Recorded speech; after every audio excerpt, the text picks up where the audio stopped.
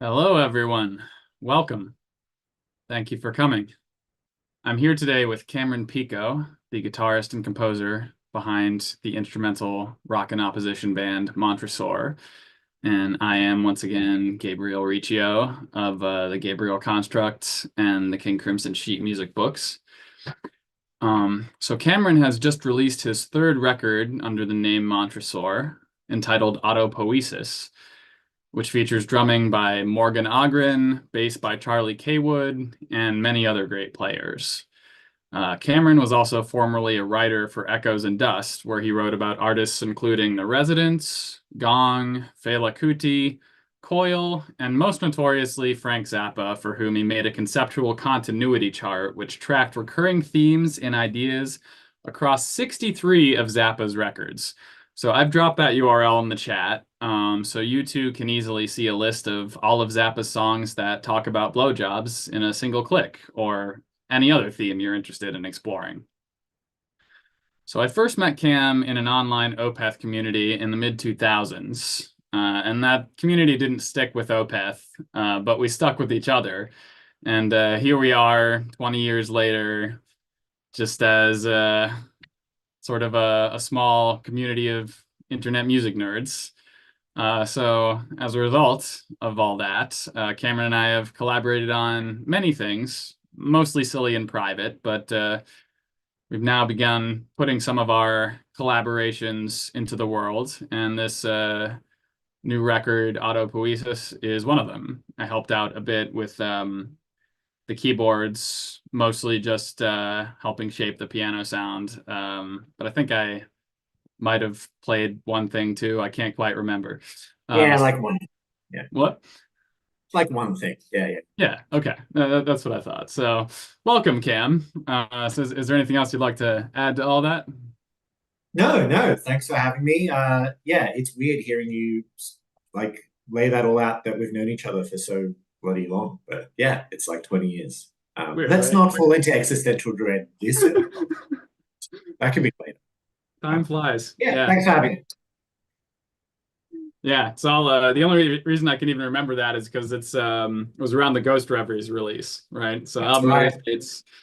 album release dates are the way you tell time, right? That's normal. Well, if it's not normal, I do it as well. In fact, when music plays, like I'm in a cafe or in a bar, and I'm talking to someone, I have to pause, acknowledge that I know what the song is, acknowledge I know the artist, acknowledge I know the year. Um, but I am deeply neurotypical. I'm sure of it. I'm sure. I definitely don't do exactly the same thing. Never. Yeah. Mm. Um, and nobody ever roasts me for it either. But anyway, let's talk about your new record. Okay. So your first two full lengths under the Montresor name Yeah. had a little bit more standard rock instrumentation, kind of a four-piece band, two guitars, bass, drums. But with this record, you really expanded the instrumental palette quite a bit, including wind instruments, mallet percussion, keyboards. The textures are really lovely. Like it's dense, but it still has a lot of space on account of being so clean, which I think everybody could probably hear in the track that we just played, Antimones. Another moment which really comes to mind for me in that regard is the end of Buildings Roman, where you've got this shimmering guitar and mallet percussion, which might be a keyboard. Is that a keyboard or is that actual mallet percussion? That's yeah, that's keyboard. The sort of vibes adding Okay. of the yeah, Yeah. yeah. Yeah, but you're playing in unison and it's this really kind of shimmering texture. It's very beautiful. But yeah, can you speak to that shift in instrumentation a bit? Yeah, sure. I know. Firstly, I should also like in terms of why it sounds so clean. That's nothing to do with me. That's all Richard Allison, who recorded most of this stuff and did the lion's share to all of the mixing. He has sort of in the same way that I have to list years off when I hear music. They have such a sort of they're sonically pedantic. They just hear a buzz and it bugs them. And I'm sure that makes their own personal life frustrating and difficult, but it makes mixing perfect. So they're perfectly suited to the job. But regarding the change in instrumentation, yeah, I mean, beyond just being curious and wanting to do that because why not? I think the biggest shift that actually happens between the last record and this one, which is when I was living in London, which I was there for about 18 months with my ex. And I also started a band briefly over there called Piko Cloud Booker. It's a trio, as you might imagine. And that was like King Crimson. Oh, any band I'm in, the word King Crimson comes up as a description because I'm unfortunately fripp pilled.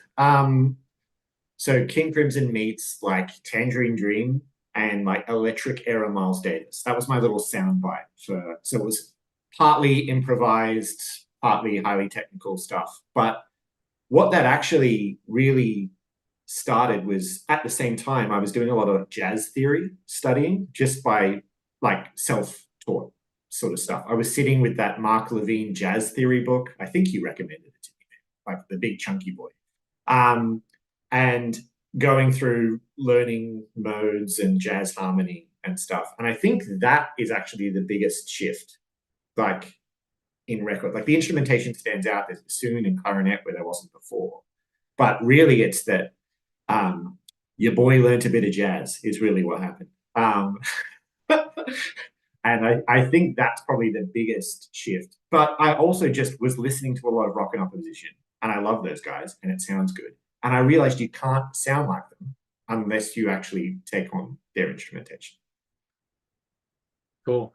Yeah, that makes a lot of sense because I think I mean you're rightly giving the engineer a lot of credit, but also, you know, your arrangements and your textural choices are very much part of that. And I do think that there's a palpable jazz influence in the texture.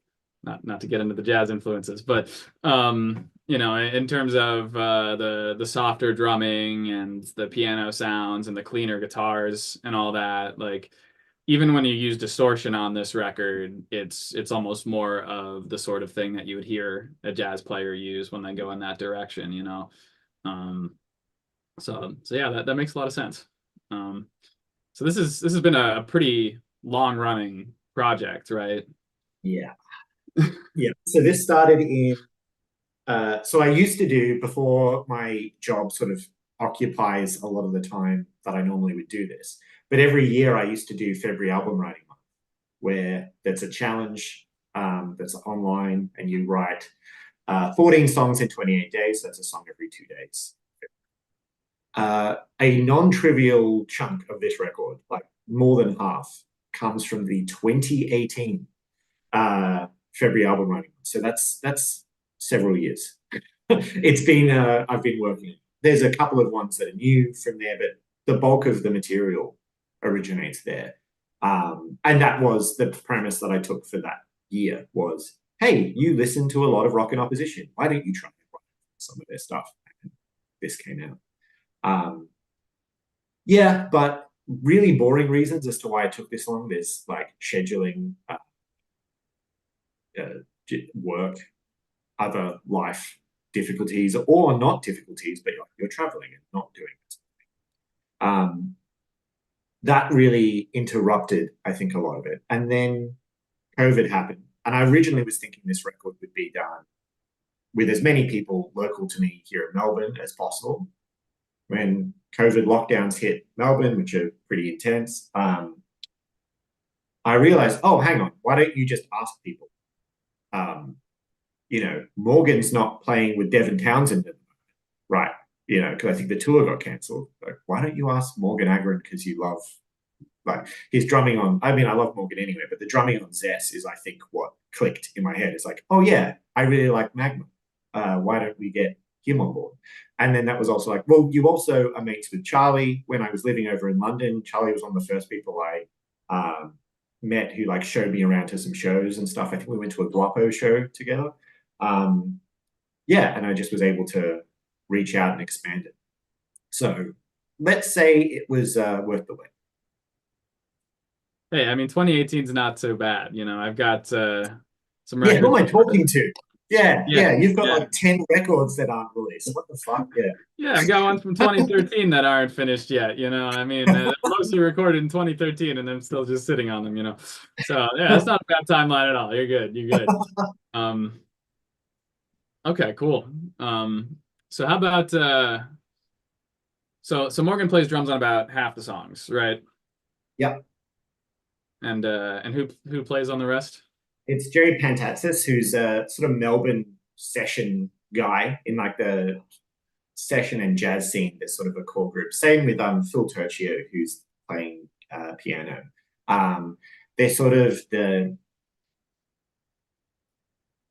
Melbourne session guys. Everyone knows them of a certain ilk in a certain scene. If you go and see like jazz groups, or like they're all at like Virgil Donati shows. In fact, Phil played with Virgil and stuff. So they're all sort of in that fusiony scene together.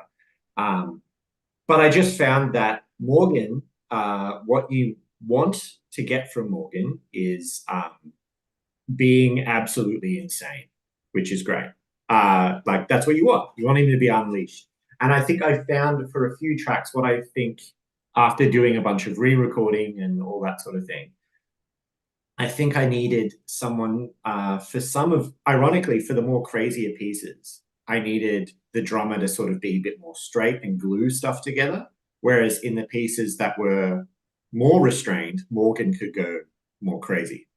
So that's how I ended up sort of balancing the two together. It seems to have worked out. Yeah, that makes a lot of sense. Because it's interesting that you point to Zest, because that's also a very uncharacteristic record for him, I feel like, because Yes. he's just playing one groove in a very disciplined way for most of that record and barely deviating from it, right? Yeah, yeah. I mean, yeah, yeah. So you definitely don't hear that influence on this record. I think it just kept him at front of mind and made the Magma connection where, oh, I'm writing Rock and Opposition. Magma are kind of that. not exactly, but they are in that sphere. Yeah. I also really, really rate like there's I think it's called Shak Tati from like 20, maybe it's like 2017, going back a few years now, but it's a Mats Morgan record. Some of the drumming is incredible. You're forcing yourself to look this up right now. This is exactly what we were talking about, isn't it? Where someone mentions a record and the year must be known. Yeah, well, that's all right. I appreciate it. Yeah, there's the drumming on Rubber Sky, which is the opening track. And yeah, there's just some phenomenal. Yeah, he's just phenomenal. Doesn't matter what he can do. But he can definitely be disciplined. I don't want to say he can't be. He can just sit and play hi-hats for 45 minutes while the apocalypse goes on. It's true. Absolutely. So let's talk a little bit about the material on this record. So you've sequenced this album in a very particular way. Can you tell us a little bit about the arc of it? Yeah. I didn't really realize. I mean, I guess it almost has a concept, I would say. It's not actually a concept record, but there's something going on harmonically. And I realized that with the last track, which ties together so many of the earlier pieces it's referencing, except a couple. And I was like, oh, that's kind of interesting. It seems to not reference these. And the ones it doesn't reference happen to be the most dissonant and the most harmonically unpleasant, but I don't mean that in a derogatory sense. Uneasy, let's say. Yeah, there seems to be,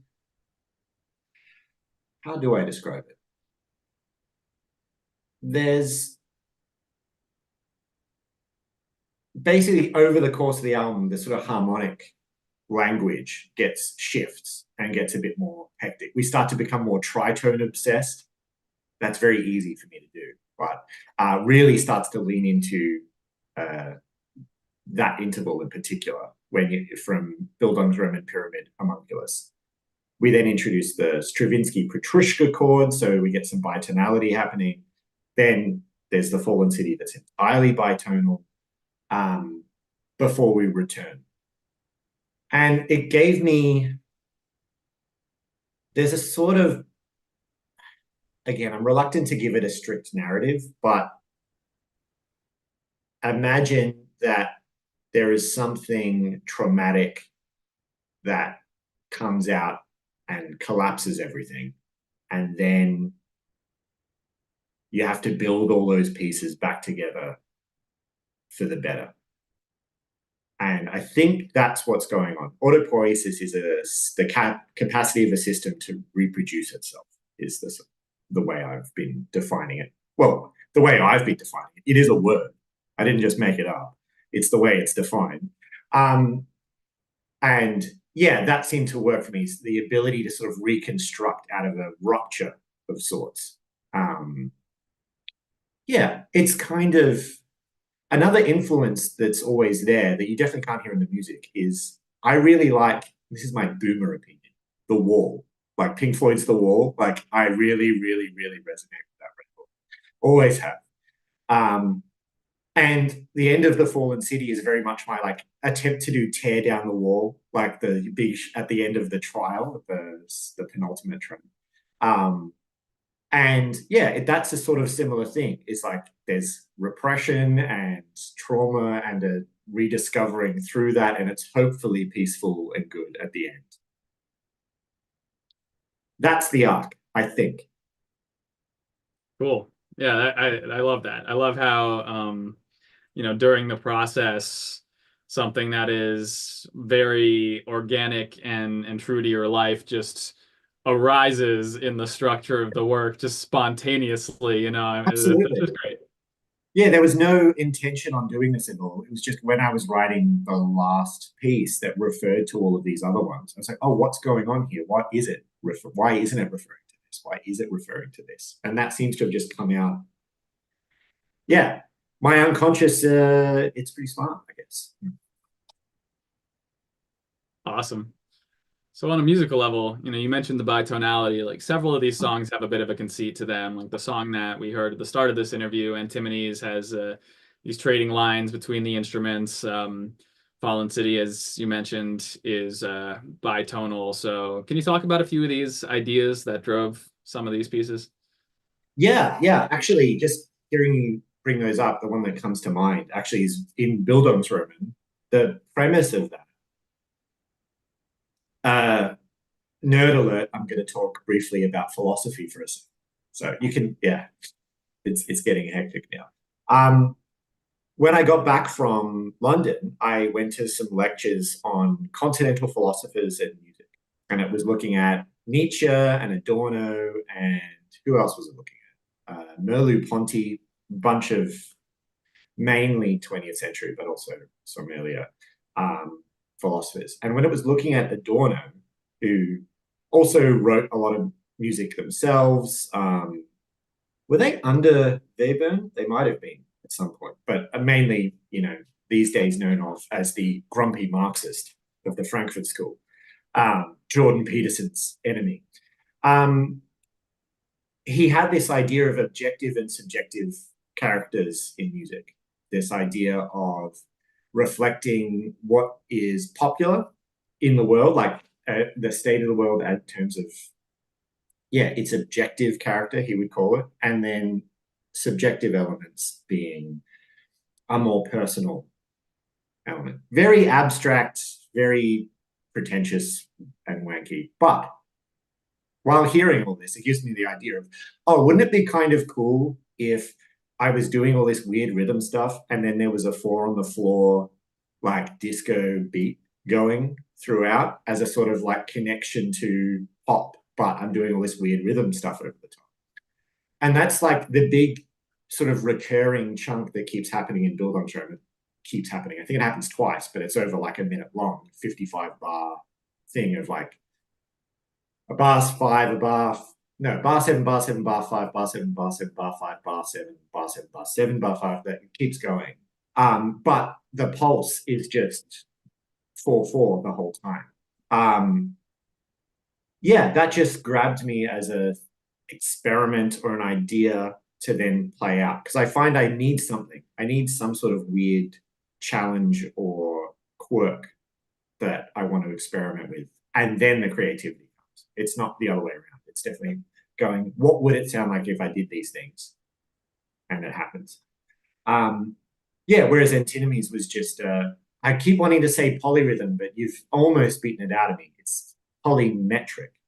It's not a polyrhythm that I'm doing, it's polymeter. So it's 5 against 4 at the same time. And that was, and also occasionally against 3, I chuck in there as well.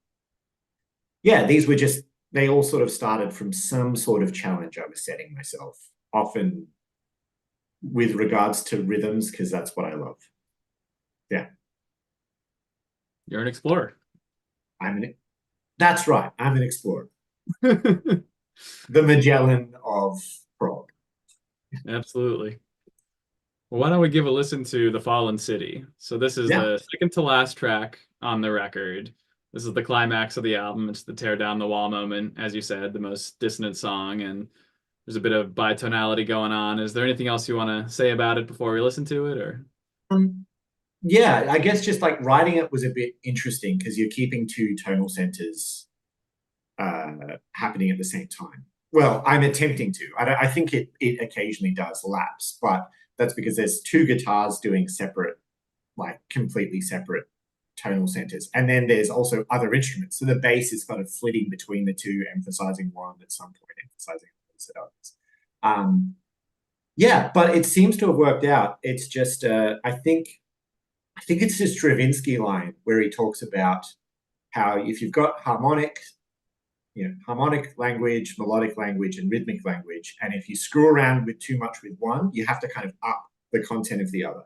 And I found that because it's bitonal, that sounds kind of wrong or a little unsettling. I needed to keep interest in another way. And I just was like, okay, so the front of it just shifts rhythms a lot because that seems to work. Keeps it you on your toes and interested while hearing things that kind of sound now I've listened to it too many times. It might sound unsettling at first. Right. Yeah. Well, I mean, King Crimson had a very similar mentality, I think, because you mentioned the keeping the four on the floor beat under the odd times, and that's very 80s Crimson. But one of the things that they did in that band was just like, all right, we're gonna take the rhythm way out there, but we're gonna keep the harmony strictly pentatonic most of the time, Yeah. or Yeah. diatonic at most, to still maintain that accessibility. So yeah, I mean the Stravinsky quote makes sense. It's always about maintaining that balance. So, Yeah. all right, let's give that a listen then. This is The Fallen City.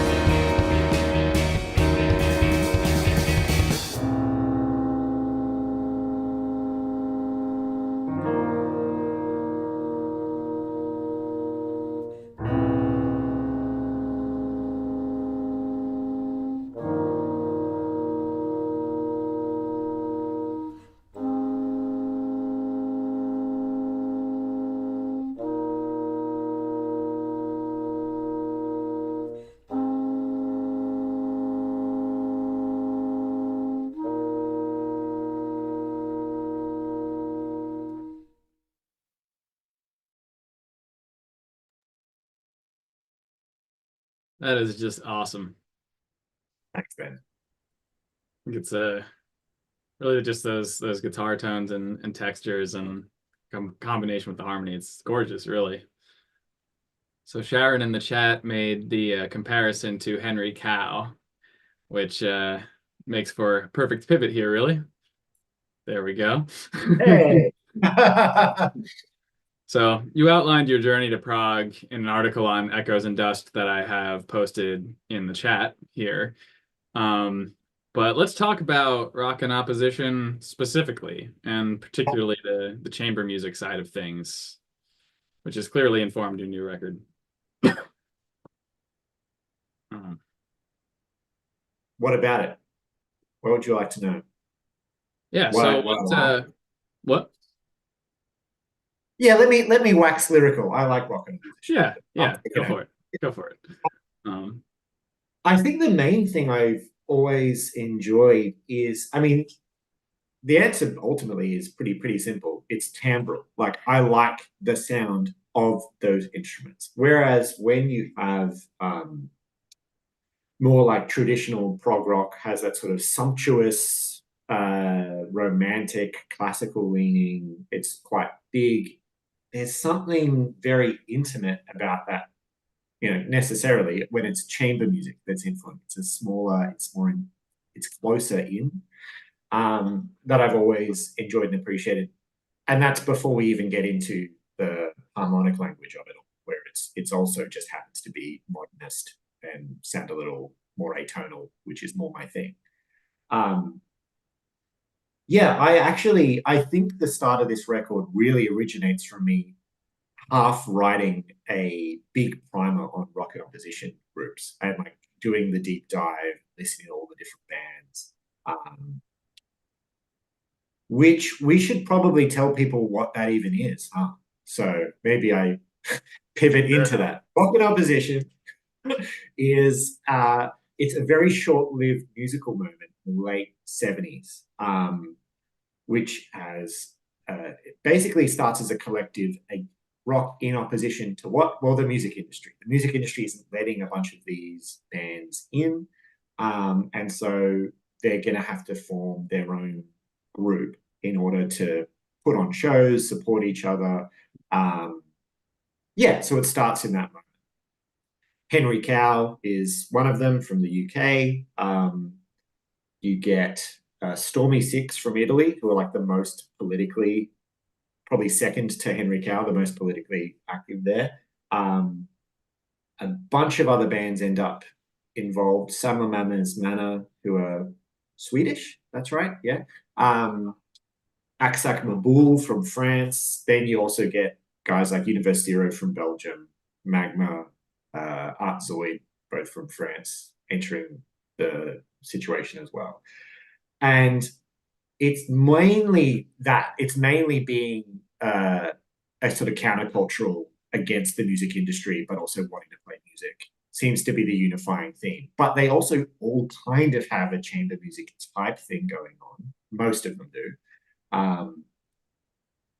Or at least a modernist sensibility that's getting incorporated, as opposed to the more romantic and classical stuff from traditional, I guess, prog. Yeah, so that leaves us in for what it is, I guess. Why I like it? Well, one, I like interesting bits of history, but it does just sound really good. And I'm particularly fond, although I pulled up the Henry Cow LP, I really love Art Bears, actually, which is the sort of, after that record, there's kind of a split where who wants to write the instrumental stuff and who wants to write the more shorter song form stuff. So Chris Cutler, Fred Frith, and Dagmar Krause go and do Art Bears. And those three records are phenomenal. Yeah. No, they really are.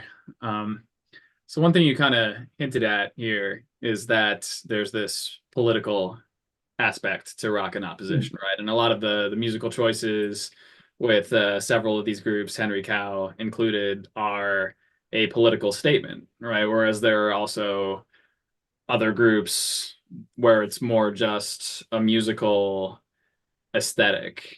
Hmm. So can you speak to that divide a little bit and where you feel you fall in that spectrum, especially since, I think you do have sort of a political alignment with the movement as well. You're saying I'm a Marxist? Yeah, I am. Um, uh, yeah, well, so I mean, what's really interesting um, is how broad it is, and that even if it has this political intent to it, that is more of a left wing character to it. The Western culture LP, right, happens to have a hammer and sickle appearing there. Also, the assumption is Western culture not good, right? It's in ruins. Oh, and one of the tracks is a Mao reference, Half the Sky by Lindsay Cooper, whose Women Hold Up Half the Sky. Anyway, there's that, but we also happen to magma move in those scenes, even if they're not actually rock and opposition. Now, me and Gabe have had to, over our many decades of existence, had to grapple with uh, what let's put it this way. There is a DVD that has, I think, been rescinded, one of the myths and legends, because it had a Goebbels quote. So there is a broader, just countercultural thing, I think, happening here as well. So there's rock and opposition, and this intention I actually just brought up here to double check. Chris Cutler is a great writer as well, not just the drummer for many of those bands, but he's an excellent writer. He's got a great book too. Oh, I've got props coming out of my arms. Huh? There's File Under Popular is a really good piece. But on his website too, he has a really nice summary of rock and opposition, and he lays out the four like original concepts that they had. And one of them is like rock having this historical meaning. What does it say? And historical meaning and origin is the music of an oppressed people, made universal and appropriated for a mass audience. That's an important part for them. It's not just that it's rock and opposition. It's rock is a popular music, and that's not bad. So while you could go, these guys are being all elitist with their classical music and avant-garde sensibilities. They're wanting to do that to just break through, to try and find something new. They're sort of going down in that trajectory. But they do believe in a sort of collective um, way of writing together. At least Henry Cow do. Um, and in fact, the whole movement seems to collapse when Stormy Six want to have this like expand out to basically be like a workers' party. And I think, understandably, some of the guys are like, no, no, we are actually just here to do music and play music. I don't have time for, um, I don't have time for the revolution, dude. Doing other things. But it is really interesting that it's become, you can see those elements. Like I never got the impression that Universe Zero were sort of that more like Marxist leaning that's clearly there. I never got that impression. I certainly don't from Magma. Um, so yeah, it is really interesting that it's there, but just by virtue of being countercultural, right, and against something, you can be against something for a lot of different reasons. Um, uh, that's sort of the premise of. We'll get into the black metal stuff later. I'm going to pause. I'll keep going on tangents, but yeah, there does seem to be. It's a really broad church, despite having extremes on all sides. In terms of where I sit on it, I actually don't think I'm sitting in it in that political space, at least with this record. If I'm listening to it, it's more capturing the aesthetic of it, which that's what there's that festival in France. I don't know if it's actually every year, but semi-recurringly, there's a rock and opposition festival. What is that? That's not the same thing. That's bands who have enjoyed that combination of instruments and a harmonic language and have continued on. It has sort of lost that political element, I think. Um, yeah. Yeah, and I think that's kind of inevitable with any musical movement that starts with an idea. I mean, you could even say that about progressive rock itself, right? That it started off as this thing that was about bringing outside influences into rock, jazz and classical. And then at a certain point in probably the back half of the 70s, then you had new prog bands that were only listening to other prog bands, and they weren't Yeah, bringing in any influences outside of rock, and it just became an aesthetic, right? And that's yeah, that's when it all sort of becomes the um well, I mean, it just things inevitably change over time, and people yeah. It's not even necessarily bad, although it can lead to like a snake eating its own tail, and it's stagnant. But it is notable that at least with like Chris Cutler and stuff, they're like, yeah, we don't do that anymore. That was a thing we did. He's not like dismissing it, but he's also like, well, it's been like 40 to 50 years. Of course, I don't sound like that anymore. Of course, I'm doing other things. Um, Oh, I guess the other element of like why it definitely is more that what I've doing as an aesthetic is essentially, I think we both share this in that we're both musically authoritarian. In that I can be a bit of a control freak about it. I feel like what a key part of at least Henry Cow's message for what they wanted Rock and Opposition to be was it was a collective. They were all gathering together, writing stuff together, improvising, and it was about that space and doing that. When you're writing a lot of this stuff from your bedroom, we can kind of throw improvisation out the window a little bit. But also, yeah, it just ended up not being that for whatever reason. By virtue of also taking that many years, I think it's also why.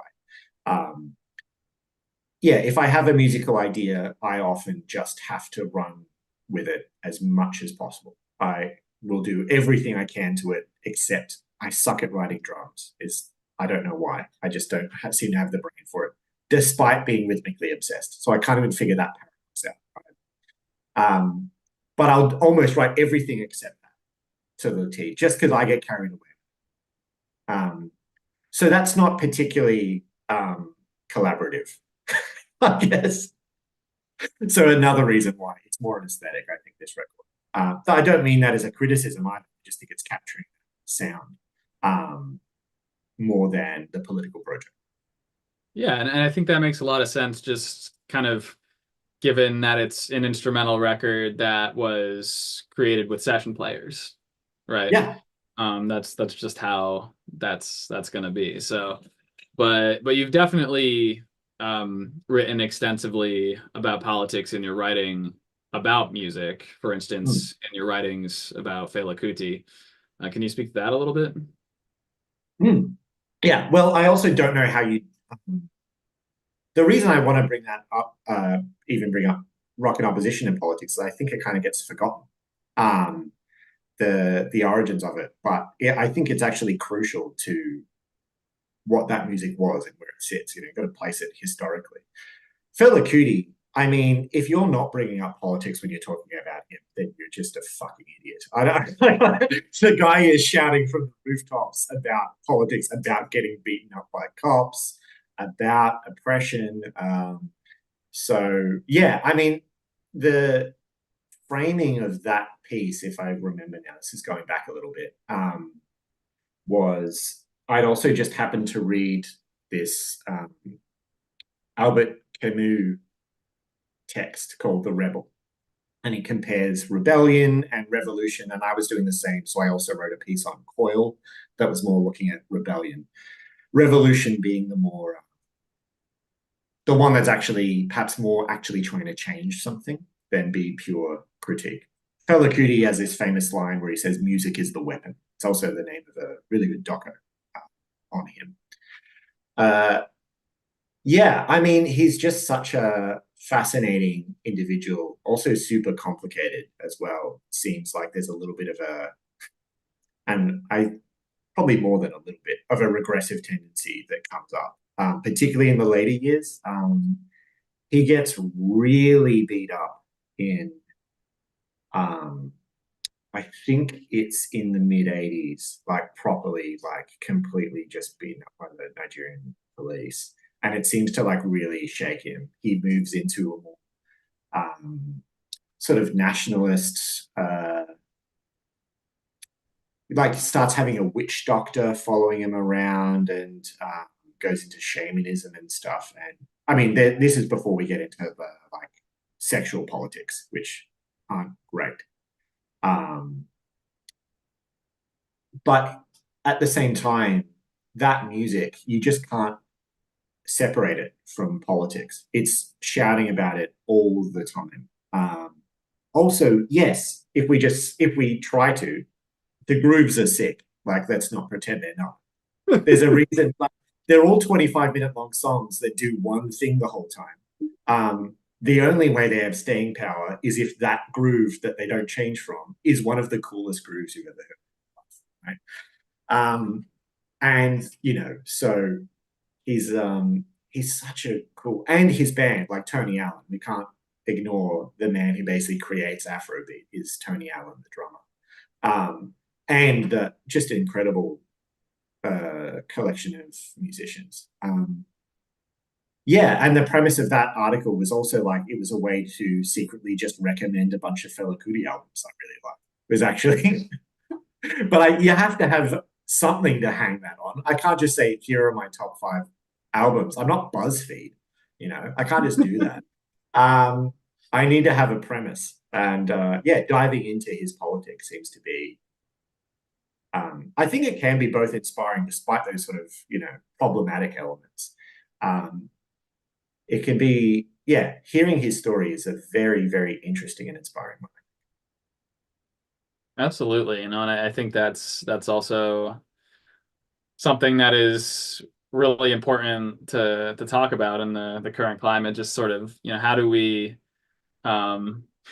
yes, how do we respect the things that somebody did while also acknowledging, that their humanity and that they're not perfect without wholesale rejecting that, and I think a lot of these modern attitudes get kind of interesting when you're looking back in time, because who really does stand up to that kind of scrutiny in retrospect, right? Yeah, but there is definitely a tendency.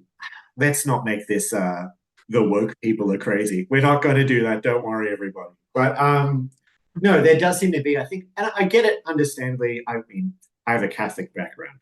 Unfortunately, I try and distance myself from it from as much as possible. So it keeps coming. A yearning for moral purity. You want everything to be good and wholly good, and then you find something bad, something that taints somebody, and you want to dismiss it entirely.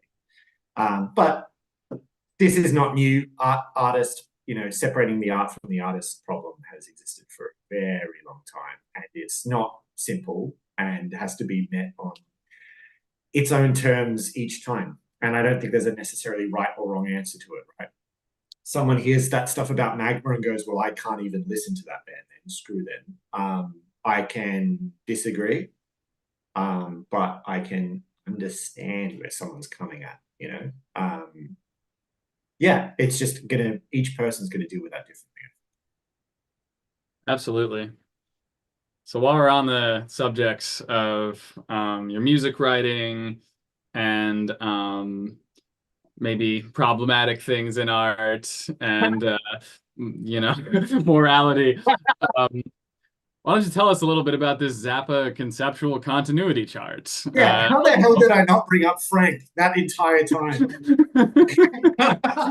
Right.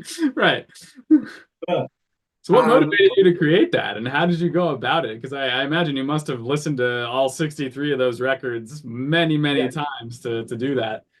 Yeah, I did. This was just a compulsion tied with I had a call center job and those suck and I didn't like it and I needed some sort of creative outlet. I had already started to dive in to Frank. I cannot believe after all that talk, we didn't even talk. Obviously, he's the most, one of the more problematic figures in that he's just like, oh, you find that contrarian approach, here's something's bad, so we'll then do it in order to show them, I also, it just also happens to be that he also wrote some of the most beautiful music ever heard. Alongside some of that, or sometimes even weirder at the same time. I can't really bring myself to ever listen to Jumbo Go Away. It's a pretty ugly piece of music. It also has this section in it. I can't remember. It used to have some name like Riff 34 or something like that. This instrumental passage, which is like absolutely gorgeous, absolutely beautiful. But it's in the middle of a song that I'm just never going to put on and always skip because I'm just like, I don't have time for this. This feels uglier than usual for me. Um, but yeah, so I sat and listened to all of these records. Frank has this idea. You can tell how much I've listened to it. Frank Zappa. I'm not on first name basis with him. Um, yeah, he had this idea that all of his music was interconnected. So there are references to characters or musical motifs spanning albums, spanning decades. Um, and I think what actually triggered it was I had this idea that I did on another piece I wrote that was kind of just a throwaway thing. I called it Bitch Degrees of Separation, which was how I explored jazz. Um, was my first jazz record was Bitches Brew. And I was like, I'm going to get into jazz. Insane move, very stupid move to choose that record. But after like sort of experiencing Stockholm Syndrome, and I now love that record, I didn't know where to go next. And Miles has such an expansive discography. Most jazz musicians do. They're just playing all the time. And so what I did was I would do this sort of mapping, kind of not really thinking about it, but I'd go, oh, well, I really like the clarinet player on Bitches Brew. Who's that? Oh, it's Benny Malcolm. Oh, okay, let me check this guy. Oh, he's in this Headhunters group with Herbie. Oh, Herbie plays with Miles too. Cool, let's go explore this. Or Zawinul wrote In a Silent Way. Okay, let's check this out. Oh, there's this Weather Report group. What's going on there? And like it would all sort of span out. And because jazz is such an incestuous genre, you ending up in most areas. There's just a few sort of different groups that don't interact with Miles really. Like I think like the Mingus cohort don't really touch. They're more Ellington, Mingus. That's sort of separate thing, but you can get a good way, a solid jazz education just by sort of following that. And I tried to map that out myself. Like, how did I have that in jazz interconnection? Figured out how to do this sort of mapping thing. And then went from that to mapping all of Frank's conceptual continuity 63 records. It took about 6 months. And thank God my ex had some very good Excel knowledge for how to like link things together and have them match and help out. Because it was just basically it's a enormous spreadsheet that is now like an interactive data map. But yeah, it was just a fascinating project to see where those connections come through and how absurd they are. And trying to balance where you're almost think you're forcing a connection, like it's not necessarily intentional, or you just start hearing them where you're not sure they're actually there. So yeah, became quite obsessed for a bit, but I have a lot of love for Frank, but he's what's the lingo of like a few years ago? Problematic fave. Let's put it that way. Yeah. Only 6 months, actually. That's faster than I expected. That's not bad at all. Well, I'd already listened to so much already because I was just such a big fan, particularly the like the proggiest period. So that like 70, like the Roxy band really was like Roxy and Elsewhere from 74. Like that was, even though I don't actually like every track on that, that band is just incredible. That really changed a lot for me, particularly Echidna's Arf of You. Not just because I'm Australian, that had no reason to why I liked it. In fact, the Echidna has nothing to do with it. But that's in fact my practice. Guitar practice is the back half of that sort of crazy guitar run. I can't actually play it to speed, even though I've been doing it for years. Yeah, that band is absolutely incredible. And I was already doing this dive and making the connections myself. Then I was like, well, you've just got to see it through, do all of it. Well, I'm glad you did. Thanks, man.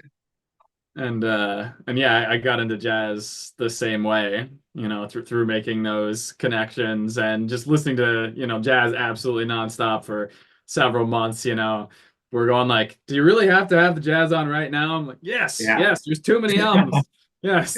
Um, but anyway, I suppose we should pivot to some of our collaborations at this point, since we're coming up on an hour here. So firstly, I guess we should just briefly discuss the Ulver incident, where you were participating in. Incident. Yeah, It yeah. wasn't bad.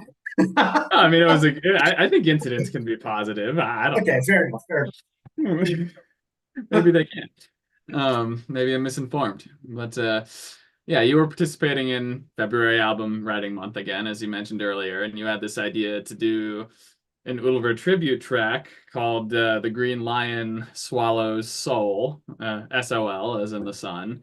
And you invited me to sing on it, and you invited Ryan Fitzhenry of Silkiri and Forecast Tomorrow to contribute some guitars, I believe.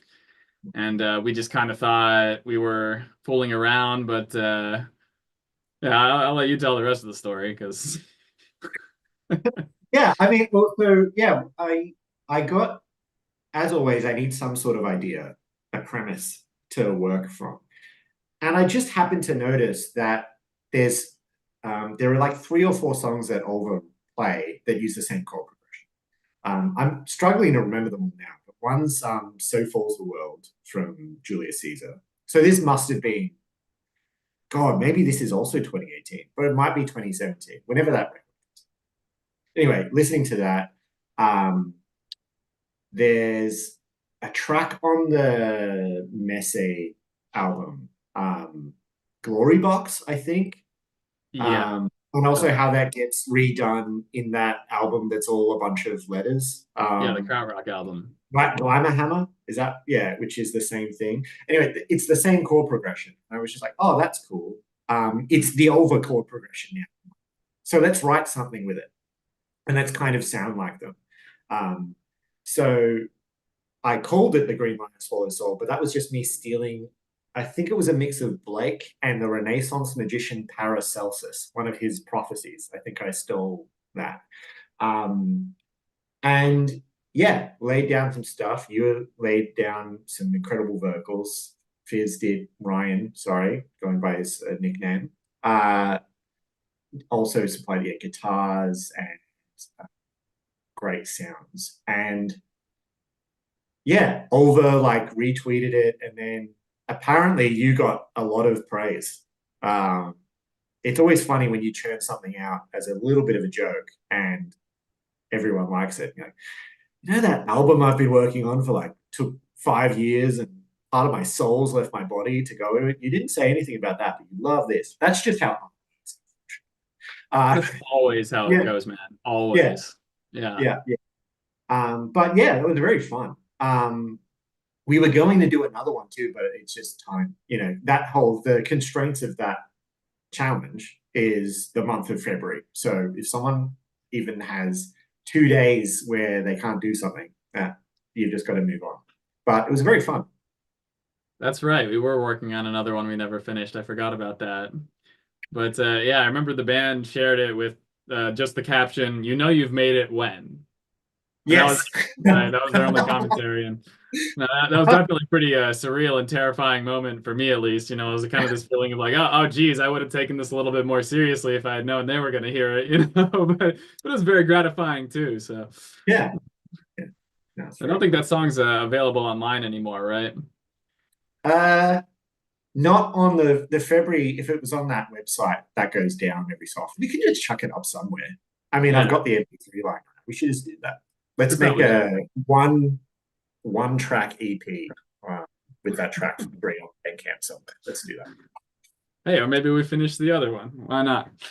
Yeah. Yeah. In what, 10 years, maybe? Yeah, I That mean, seems there's to be no our rush. trajectory. What's Yeah. the rush?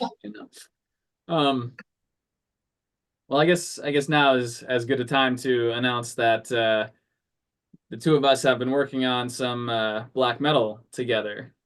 Yeah. In a band that started out as a duo between me and Diogo Tabanez, and Cam got drawn into the mix, and it has a name that was based on a typo and is was supposed to be unpronounceable, but everybody just started calling it Dog Pisser, so I guess that's the name of the band. Yeah. Yeah.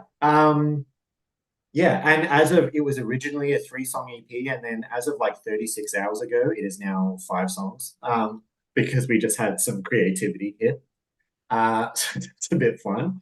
Yeah. I mean, I also had a similar thing happening where I was reading more stuff on black metal. Oh, do I have that prop around? Let's have a look. I do. Hang on. This book, Bill Peel's Tonight It's a World We Bury. Very, very, very good Australian guy from New South Wales talking politics. Basically, kind of like I was just saying with Rock and Opposition, where you've got this countercultural genre. So it attracts people from extreme or outsider political leanings to it. Whereas Rock and Opposition, like Henry Cow, has that, these were started by clearly a bunch of lefties, and there are other associated people who aren't inclined. I don't think we can say black metal had that as its basis at the start, right? We have Vaj, we have insert any number of names of white supremacists and nationalists and all sorts, yearning for a past, some sort of not ever really existing Viking past that will redeem them all from the decline of Western values. But you also have all these, there's a whole branch, a thriving community of people who don't think that, but just think that tremolo guitars sound sick. And it's a really nice analysis of that stuff. It doesn't ignore the dark underbelly of black metal, but it also looks at, well, look at what else can be done here and looks what is being done. And while I was reading all that, and I was like sending little summaries to our little group, because I didn't think anyone was going to sit and read it, but it turns out I think I don't want to count how many words. Maybe that was like 15,000 words I wrote summarizing that book and like providing links to tracks. In the same way as me doing all that, thinking I was writing this Rock and Opposition article and I got an album out of it, the same thing happened here where I was writing all this stuff on black metal and I was like, well, this is reminding me of how much I love this stuff. And I started to write riffs, shared some, and then I think it was you, Gabe, you were just like, hey, come over to us. Come over to us. We're doing stuff. Join us. That's your black metal vocalist voice, right? No, not at all. And yeah, now we've got this crazy thing happening. I mean, it's still me, so there's still stuff in weird rhythms, and we do stuff in a throwaway way, but we can't. Like, I feel like at least I can't. I'm including you in this. Like, I can't half-ass, even if it's for a jerk. So it's still relatively meticulous, but we'll let the mastering make it sound like shit. Because all black metal needs to sound like shit. Well, I think that's the great thing about you and I working on something that is supposed to be lo-fi, right? Yes. That there are certain aspects of it that we can't be perfectionist about because that would be antithetical to the whole project, right? So it really limits that in a way that I think allows the timeline to be considerably shorter, even if it's still probably longer than it needs to be, right? Yeah. I mean, we were almost thinking it would be out this by the time of this, but in a way, thank God it didn't, because now we've got more. We had a burst of creativity and got some more stuff coming there. But yeah, I'm super keen to get that out there. It'd be fun. Me too. Quite the pendulum swing from all this music. Yep. Yeah. Just going from this very clean thing to turning the distortion all the way up. So it's perfect. Yeah. Well, thank you, Cam. It's been awesome having you tonight. So how do we support Montresor? How do we buy this record? Go on Bandcamp, Montresor. .bandcamp.com. Check it out.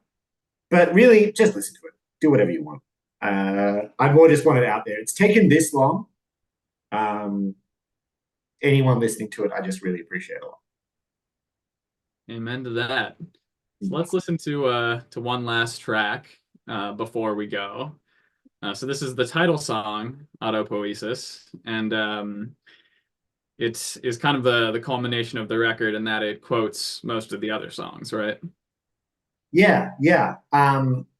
But what's weird is I feel like it's the best song that I've ever written, and that's also weird because I don't play on it at all. I just there's no guitar, and I'm ostensibly the guitarist. But yeah, it quotes and refers to all these other things, but reincorporates them in, I think, a pretty interesting way. Plus, the bassoon, that's Chris Martin, it does a really incredible sort of solo. And Morgan had this idea of chucking in a shaker at one point that just sounds so, so good. Yeah, I'm really proud of it. Awesome. Well, thank you. Thank you to everyone who tuned in tonight. Consider subscribing to Make Weird Music. You can find more info about that in the video description. It's just $3 a month at the base level, and you get lots of exclusive content, and it helps this channel a lot. So yeah, I hope everyone has a great night, and this is Autopoiesis by Montresor. Thanks, everyone.